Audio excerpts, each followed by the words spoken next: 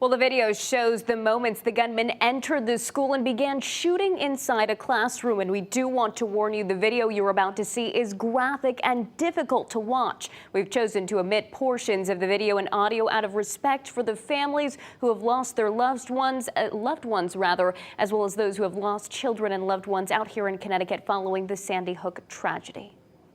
Cameras inside a Robb Elementary School hallway show the moments a gunman walked inside the Uvalde, Texas school carrying a long gun.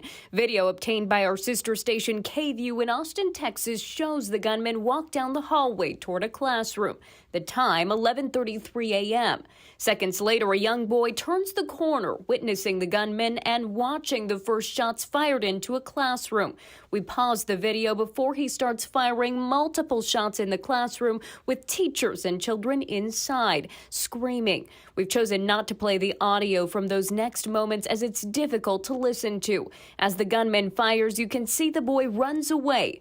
10-year-old Chloe Torres survived the school shooting.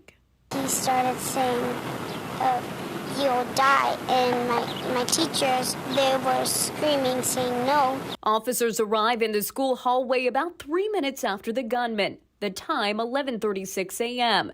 Video shows law enforcement approach the classroom and then retreat as we hear the sound of gunshots. Several more armed officers arrive in the time that follows. We've sped up the clip to show you the time lapse of how long it takes authorities to begin to move toward the classroom and towards the gunman. During this time, as officers waited to go in, parents outside the school pleaded with officers to save their children. Finally, officers begin to approach the classroom at 12:21 p.m., 45 minutes after the first officers arrived. Video then appears to show the officers make entry into the classroom about 70 minutes after the first officers arrived on scene and take down the suspect around 12:50 p.m., identified as 18-year-old Salvador Ramos. In the weeks that followed this shooting, residents in Uvalde and across the nation questioning if law enforcement should have acted quicker. A lot more could have been prepared.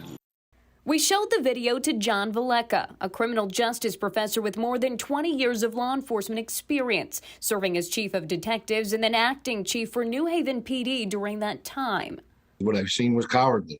They had all the necessary personnel and all the necessary equipment to handle this job. They chose not to.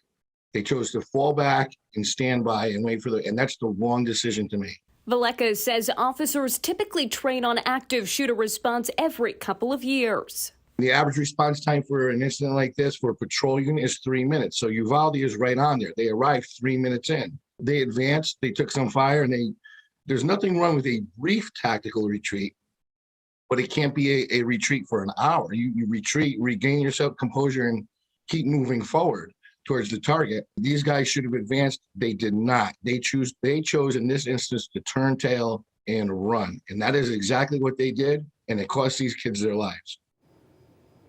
Now, Valleca says moving forward, it's also important for schools to make it more difficult to get into, as it appears the gunman gained entry to the school easily. In studio, Alicia Machado, Fox 61 News.